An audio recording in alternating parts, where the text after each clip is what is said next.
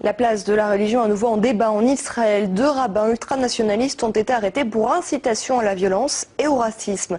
Dov Lior et Yaakov Yosef ont signé un traité de théologie très controversé, la Torah du roi. Un texte qui justifie l'exécution d'innocents non juifs en temps de guerre. Le spectre de la théocratie plane sur l'État hébreu, où en l'absence de constitution, la religion et l'État ne sont pas clairement séparés. Ils sont quelques centaines à prendre d'assaut la Cour suprême israélienne, venus pour protester contre l'arrestation de 2 rabbins, Dov Lior et Yaakov Yosef. Les 2 religieux ont été brièvement interpellés pour avoir accordé leur soutien sans réserve à un livre sulfureux, la Torah du roi, publié en 2009 mais dont la diffusion a été interdite. L'auteur y justifie l'assassinat de non-juifs dans certaines circonstances. Partout où l'influence des gentils constitue une menace pour Israël, il est permis de les tuer. Pourtant, ce ne sont pas ces mots qui font le plus débat en Israël, mais bien l'arrestation des rabbins.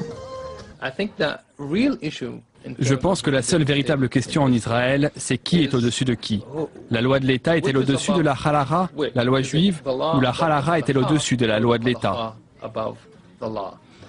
Pour cet homme, la réponse est claire. Sur l'autocollant, on peut lire « La loi de la Torah est au-dessus de la loi de l'État, arrêtez-moi ». Ce député d'extrême droite a un discours plus rodé, mais non sans contradiction. Les rabbins ne sont pas au-dessus des lois. Un rabbin qui a enfreint la loi doit être traduit en justice.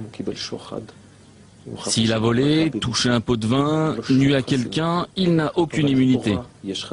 Mais la Torah, elle, a l'immunité.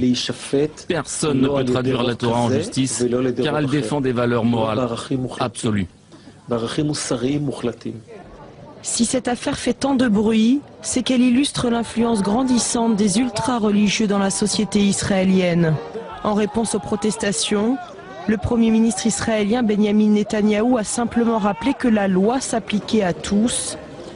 Pas sûr qu'il en soit totalement convaincu lorsqu'on sait qu'il travaille avec Ovadia Youssef, le chef spirituel du parti des ultra-orthodoxes et qui n'est autre que le père d'un des 2 rabbins arrêtés.